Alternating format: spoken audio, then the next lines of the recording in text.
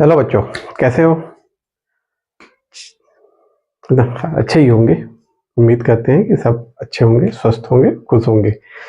चलिए, आज हम चालू करेंगे छत्तीसगढ़ का 17 मार्च का करेंट।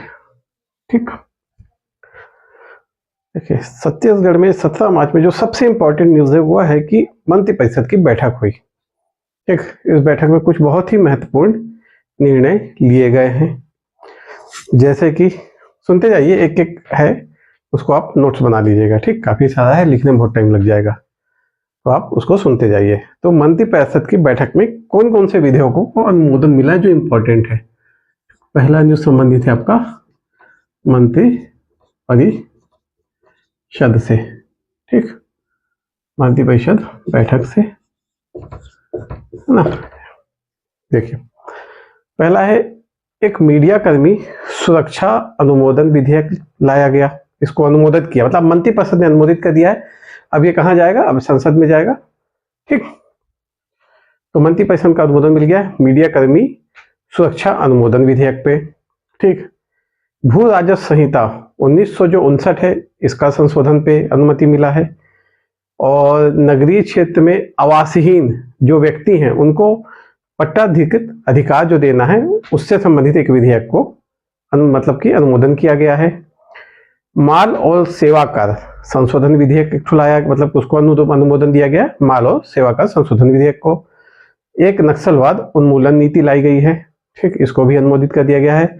और एक विधानसभा सदस्य वेतन भत्ते से संबंधित एक विधेयक लाया गया है ना। आपको पता है हमारे यहाँ के विधायक बहुत गरीब हैं, तो विधानसभा सदस्य वेतन भत्ता तो बढ़ाना तो जरूरी है ना। विधेयक लाया गया मतलब बढ़ाने संबंधित प्रावधान होंगे, 99% ही चांस है ना। पूरी डिटेल आएगी तो आगे पता चल जाएगा। और कॉमनवेल्थ गेम्स 2022 में बर्मिंघम में हमारे यहाँ जो थी हमारी आकाशी कश्यप, क्या है, बैडमिंटन खिलाड़ी है, इन्होंने रजत जीता था उस समय।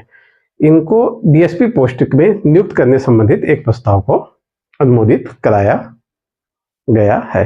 तो इतने सारे प्रस्ताव आए हैं। ठीक, अब इसमें जैसे जैसे डिटेल आती जाएगी मैं आपको अपडेट करते जाऊंगा किस विधेयक में क्या क्या चेंजेस हुए हैं, है ना। विधेयक तो आपको पता ही होगा, विधेयक क्या होते हैं। विधेयक पर ऐसे प्रस्ताव होते हैं जो मंत्रिपरिषद पहले अनुमोदित करेगी, फिर इसको क्या संसद में, तो संसद में जो कार्य होते हैं वो प्रस्तावों के द्वारा होते हैं। ठीक, और ऐसे प्रस्ताव जिसमें कुछ नियम बन रहे हैं तो वो वही आपका जैसे पारित होंगे संसद से, मतलब हमारे यहाँ विधानसभा से, तो क्या बन जाएंगे, वह फिर विधेयक बन जाएंगे। ठीक, तो विधेयक भी क्या है, एक प्रकार के प्रस्ताव ही है। मंत्रिपरिषद ने अनुमोदित कर दिया है, अब इसको विधानसभा से पारित बस करवाना है। मतलब मंत्री लोगों की राय सहमत हो गई है कि हाँ ऐसा हम कार्य करेंगे। अब विधानसभा में जब इसको पारित कराएंगे तो क्या है, विधिक रूप से फिर वह प्रदेश में लागू हो जाएगा। ठीक, एक एक नक्सलवाद जो उन्मूलन नीति है, ठीक, यह नीति है, ये तो लागू की जा सकती है ना। तो नक्सलवाद उन्मूलन नीति को थोड़ा सा देखते हैं, इसके कुछ डिटेल आए। वाद उन्मूलन नीति, ठीक, देखिए ये नीति संबंध है विकास, विश्वास और सुरक्षा से संबंधित। इससे विकास से, विश्वास से और सुरक्षा संबंधित किन लोगों के, जो नक्सल से प्रभावित हैं या जो नक्सल हैं। ठीक, ताकि वह उनको मुख्यधारा से वापस जोड़ा जा सके। ठीक, या फिर जो इन लोगों से लड़ रहे हैं उनसे संबंधित भी कुछ प्रावधान है। देखते हैं क्या क्या प्रावधान है इसके अंतर्गत। पहला है, देखिएगा, पुलिस बल में कोई नक्सल मुठभेड़ में अगर मारा जाता है तो उसके परिजनों को 20 लाख रुपए दिया जाएगा कृषि भूमि खरीदने के लिए। अगर 3 वर्ष के अंदर, ठीक, मतलब 20 लाख रुपए प्रदान किया गया और 3 वर्ष के अंदर उसके परिवार वाले कृषि भूमि खरीदते हैं, कम से कम कितने एकड़ पे, 2 एकड़ पे, तो स्टाम्प शुल्क फ्री कर दिया जाएगा। ठीक, क्या कर दिया जाएगा, स्टाम्प शुल्क फ्री कर दिया जाएगा, पूर्ण छूट दिया जाएगा, है ना। तो पहला है पुलिस कर्मियों से समर्पित, मतलब अगर पुलिसकर्मी की जैसे मुठभेड़ होता है, कोई खत्म हो जाते हैं उनके परिवार, मतलब कि है ना, शहीद हो गए तो उनके परिवार वालों को क्या है 20 लाख रुपए सरकार देगी, वो उससे कृषि भूमि खरीद सकते हैं। और अगर 3 वर्ष के अंदर वो कृषि भूमि खरीदते हैं तो उस पर 2 एकड़ तक जो आपका स्टाम्प ड्यूटी है वह क्या करी जाएगी, छूट दी जाएगी, नहीं तो निःशुल्क स्टाम्प ड्यूटी लगेगा। ठीक, अगला है जो आत्मसमर्पित नक्सली हैं उनके पुनर्वास से संबंधित। ठीक, तो आत्मसमर्पित नक्सलियों के पुनर्वास की समस्या को समाधान करने के लिए, ताकि उनको पर्याप्त, देखिए आत्मसमर्पण के बाद सीधी सी बात है कि जो नक्सली हैं अभी वह उनके क्या हो जाएंगे, दुश्मन हो जाएंगे। अगर उनका पुनर्वास सही ढंग से नहीं किया जाता तो उनके जान को, उनके परिवार के जान को खतरा हो जाएगा। तो इससे संबंधित एक नीति बनाई गई है और इसके अंतर्गत जो जिला स्तर पे कलेक्टर की अध्यक्षता में एक समिति रहेगी जो पुनर्वास को देखेगी। अगर वहां समाधान नहीं निकलता है तो राज्य स्तर पे जो प्रमुख सचिव हैं उनकी अध्यक्षता पे एक समिति रहेगी जो इस पुनर्वास कार्यक्रम के द्वारा जो आपके नक्सल, जो समर्पित नक्सली हैं उनको क्या है सुरक्षित आवास, उनके आजीविका संबंधित कार्य के लिए जगह को उपलब्ध कराना। जैसे कि आप पुनर्वास में क्या होता है, कई बार नाम चेंज करके दूसरे गांव में कर दिए, वहां पे कुछ उनके आजीविका के लिए कुछ कार्यक्रम या कहीं कहीं योजनाओं पे उनको लाभ दिया गया, कहीं कुछ जॉब दी गई, इस टाइप की चीजों को कराया जाएगा ताकि वो अपने सुरक्षित रूप से अपनी आजीविका का संचालन कर सके, अपनी आजीविका चला सके और मतलब एक मुख्य धारा में आराम से जी सके। उनके मन में ऐसा भय मत रहे कि अगर हम समर्पण करते हैं तो पुलिस और ये सरकार हमारे लिए कुछ नहीं करेगी, तो अंततः हमको फिर किसी कोई ना कोई नक्सली मिलेगा और फिर क्या करेगा, मार डालेगा। आप सुनते हैं कई बार न्यूज में कि समर्पित नक्सली बाजार में पकड़ा गया तो दूसरे नक्सलियों ने उसका क्या कर दिया, मर्डर कर दिया, है ना। तो ऐसी समस्या ना उत्पन्न हो, इसलिए इस प्रकार 2 प्रकार की समिति बनाई जाएगी, एक जिला स्तरीय, एक राज्य स्तरीय। जिला स्तरीय में कलेक्टर अध्यक्ष होंगे, राज्य स्तरीय में प्रमुख सचिव जो हैं वह अध्यक्ष होंगे। वह उनके सुरक्षित पुनर्वास संबंधित कार्यक्रमों को क्या करेंगे, कार्यान्वित करेंगे। देखिए, जो ऐसे परिवार जो नक्सल पीड़ित हैं, नक्सल पीड़ित मतलब किसी नक्सली मुठभेड़ में उनके परिवार में कोई किसी को कुछ हो गया है या नक्सली उनको कुछ काम नहीं करने दे रहे, गांव में नहीं दे रहे, तो जिस प्रकार से भी नक्सल पीड़ित है उनको अभी तक जो मुआवजा राशि मिलती थी उसमें 2 गुना वृद्धि कर दी गई है, प्लस अन्य लाभ। अन्य लाभ हमें मतलब उनके संबंधित जो शिक्षा देना है बच्चों को, है ना। जैसे हमारा कार्यक्रम चला था आस्था निष्ठा, जो कार्यक्रम चल रहा था नक्सली बच्चों की शिक्षा से, उसके तहत लाभ देना है बच्चों को, शिक्षा, स्वास्थ्य, है ना, उनको जो अनाज देने हैं, ये सब भी उपलब्ध कराया जाएगा।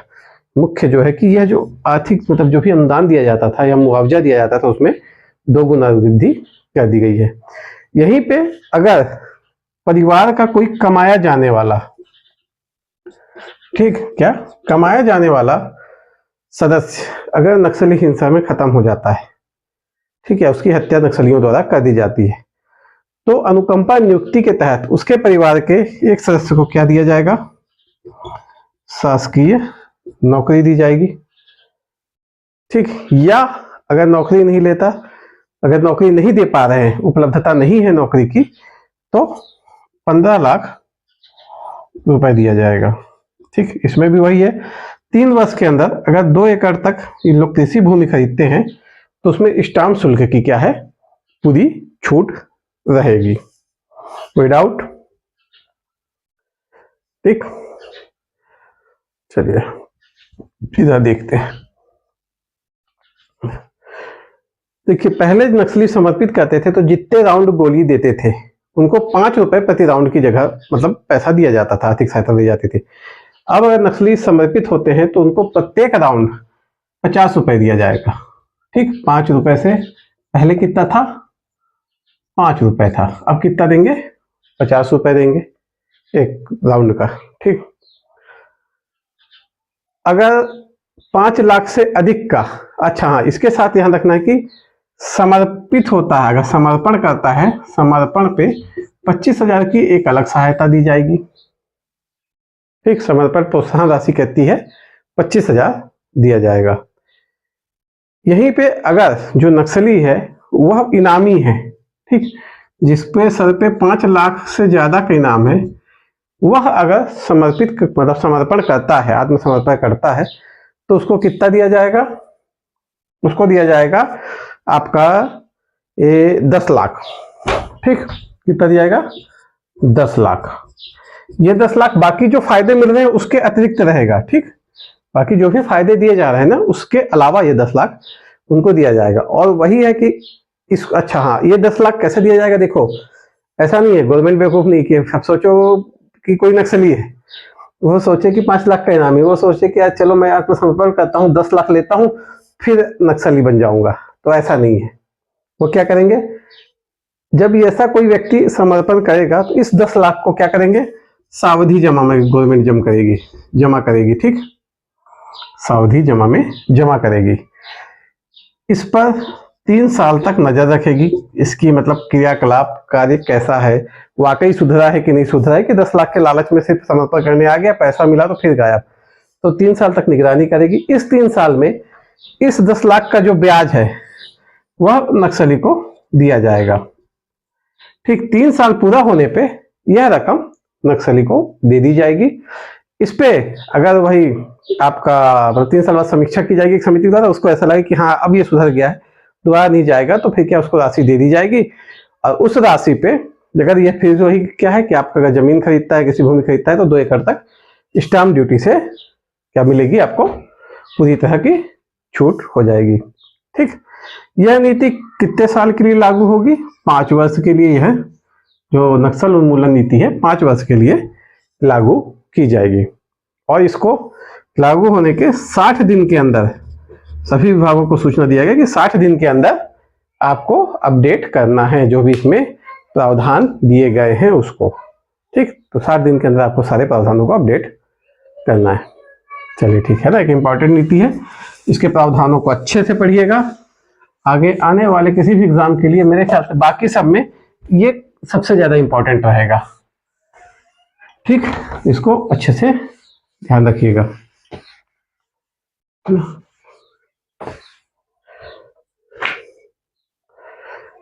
चलिए आगे है खेल से संबंधित एक न्यूज।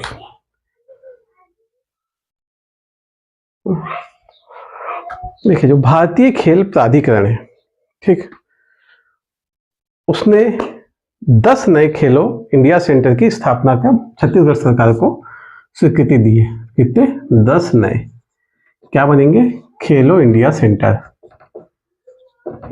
है ना, ये लघु सेंटर होते हैं, लघु खेलो इंडिया सेंटर रह लेते हैं। ठीक, लघु खेलो इंडिया सेंटर बनेंगे 10। ये 10 बनने के बाद पूरे छत्तीसगढ़ में टोटल कितने सेंटर हो जाएंगे? पहले थे 14 की जो स्वीकृति मिली थी, प्लस 10 ये हो गए, टोटल 24 सेंटर हो जाएंगे छत्तीसगढ़ में। और ये 24 जिलों में। ठीक, अभी हम देखेंगे पूरी डिटेल किस जिले में कौन कौन से सेंटर हैं। ध्यान ये रखना है कि 24 जिले में कौन कौन सेंटर हैं, ये तो शायद इसमें तो पूछेगा ही। एक बहुत इंपॉर्टेंट क्वेश्चन यहां बन जाता है कि किस किस जिलों में अभी सेंटर नहीं है ना, क्योंकि 24 अगर 28 जिलों में से पूछ लेता है तो 24 के बाद 4 जिले ही ऐसे बचते हैं जहां पे सेंटर नहीं है। ठीक, 33 भी पूछेगा आपके पास तो भी ज्यादा जिले नहीं है, 6-7 जिले हैं, तो वो आसानी से याद हो जाएंगे कहां कहां सेंटर नहीं है। तो एक क्वेश्चन बहुत ऐसा पूछ सकता है कि किस जगह अभी खेलो इंडिया सेंटर की स्थापना नहीं की गई। ठीक, देखिए इसमें कुछ कैटेगरी है, देखते हैं। जैसे पहले में ना जो 7 पहले जारी किए गए थे उनके लिए 7-7 लाख का रुपए भी जारी कर दिया गया है और उन पे काम शुरू हो चुका है। ठीक, वह कौन से हैं जिनके लिए 7-7 लाख स्वीकृत हो गया, काम चालू हो गया है, देखते हैं। नारायणपुर, बताइए नारायणपुर में क्या होगा? मलखंभ बनेगा, मलखंभ खेलो इंडिया सेंटर नारायणपुर। फिर है आपका बीजापुर, बीजापुर में बनेगा तीरंदाजी का, है ना। शिव तराई बिलासपुर, ठीक, यहाँ क्या बनेगा? तीरंदाजी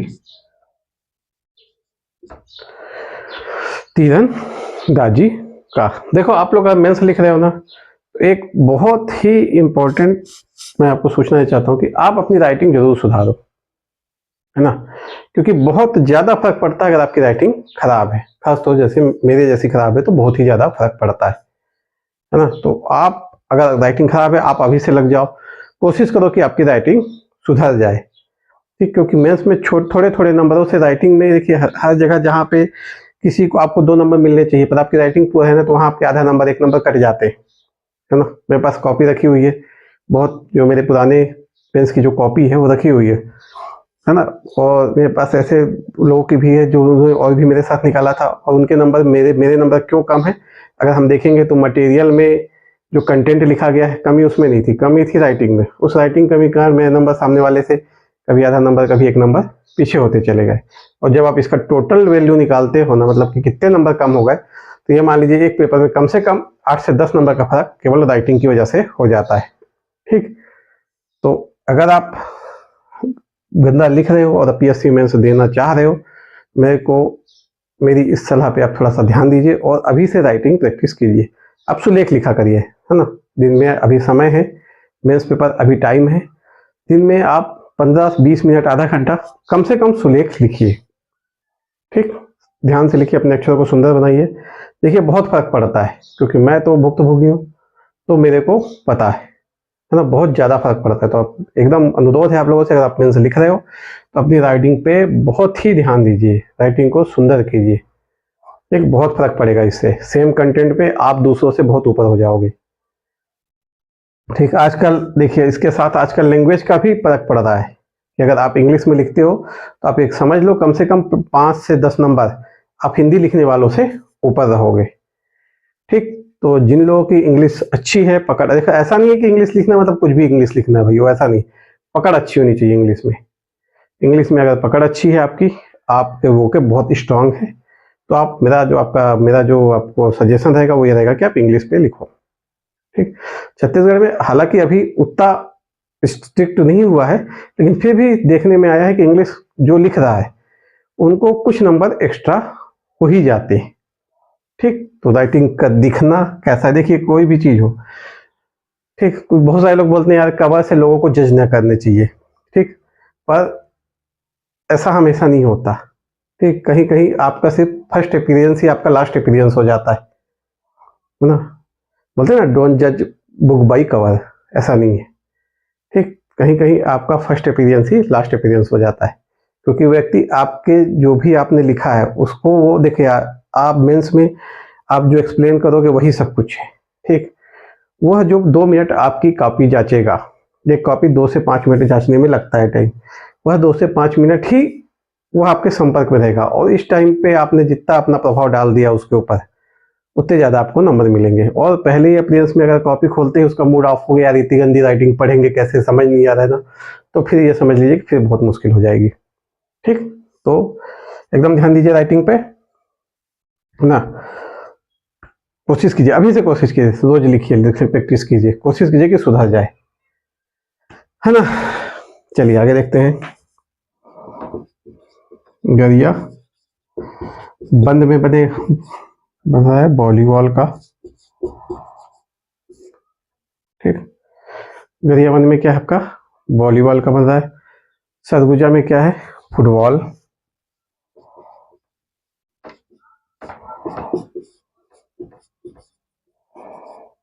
ठीक।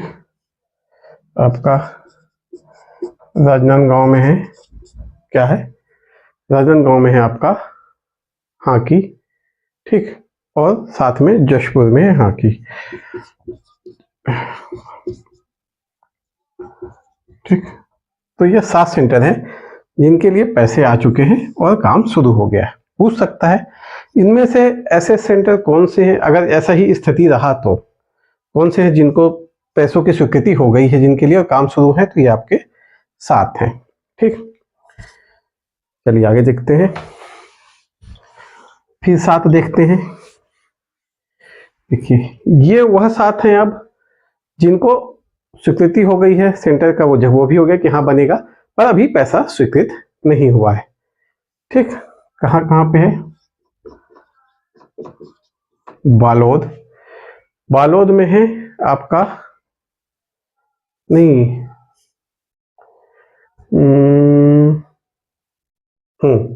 ठीक। बालोद में है आपका वेट लिफ्टिंग का, बालोद में क्या है, वेट लिफ्टिंग का है।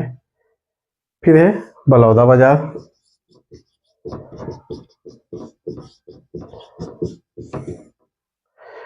बलौदा बाजार में है आपका फुटबॉल का।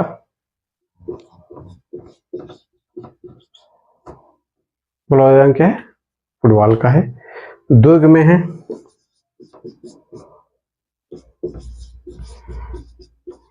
कबड्डी का, दुर्ग में क्या है, कबड्डी का है। कांकेर में कौन सा बनेगा, कांकेर में बनेगा खो खो का। किसका, कांकेर में खो खो का। रायपुर में फिर बनेगा वेट लिफ्टिंग का।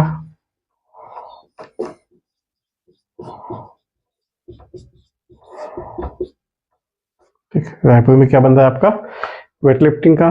रायगढ़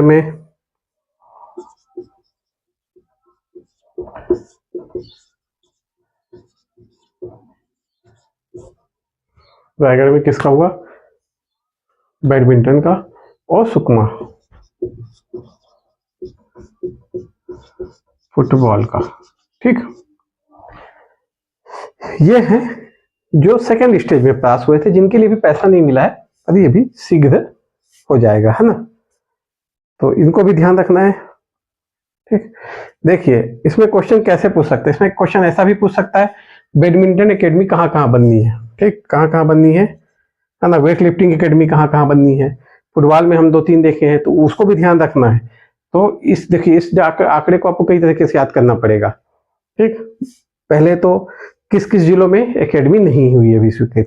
ठीक, फिर खेल के जैसे फुटबॉल में कहाँ कहाँ एकेडमी बन रही है, या ऐसा पूछ सकता है कि निम्न में से इस जगह पे फुटबॉल एकेडमी नहीं बनेगी या नहीं है, तो आपको उसमें देखना पड़ेगा फुटबॉल एकेडमी कहाँ कहाँ बन रही है।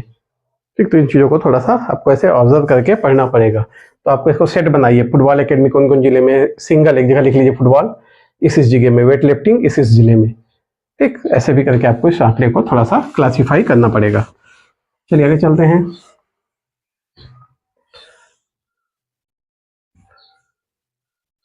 अरे नहीं, हाँ अभी इसमें बचा है जो अभी हाल में जो 10 जिले स्वीकृत हुए वो कहाँ है। हाल के लिए ये ज़्यादा इंपॉर्टेंट है, क्योंकि अभी अभी स्वीकृत हुए हैं। तो देखिए पहले देखते कहाँ कहाँ है, बस्तर,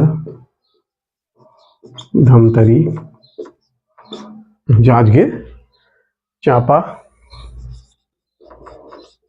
कोरबा। बस्तर, धमतरी, जांजगीर चांपा, कोरबा, बलरामपुर, बेमेतरा, दंतेवाड़ा, महासमुंद। बलरामपुर, बेमेतरा, दंतेवाड़ा, महासमुंद। बलरामपुर, बेमेतरा, दंतेवाड़ा, महासमुंद, मुंगेली और सूरजपुर।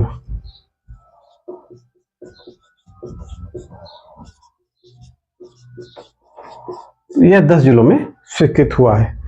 कहाँ पे क्या क्या हुआ है, बस्तर में हुआ है हॉकी, धमतरी में हुआ है कुश्ती, जांजगीर चांपा में फिर हुआ है हॉकी। ठीक, जांजगीर चांपा फिर क्या हुआ है, हॉकी। कोरबा में है फुटबॉल। ठीक, बलरामपुर में है फिर फुटबॉल। तो ये फुटबॉल कहाँ कहाँ हो गया, ध्यान रखिए, बलरामपुर में हो गया, कोरबा में हो गया। पिछले में हमने देखा था आपका जहाँ जहाँ सरगुजा में था, जहाँ जहाँ फुटबॉल थे उस सबको एक जगह लिख लीजिए, फुटबॉल एकेडमी यहाँ यहाँ बननी है, तीरंदाजी यहाँ यहाँ बननी है, कुश्ती यहाँ यहाँ बननी है, हॉकी यहाँ यहाँ बननी है ना। तो ऐसा करके जब आप करोगे तब याद रहेगा।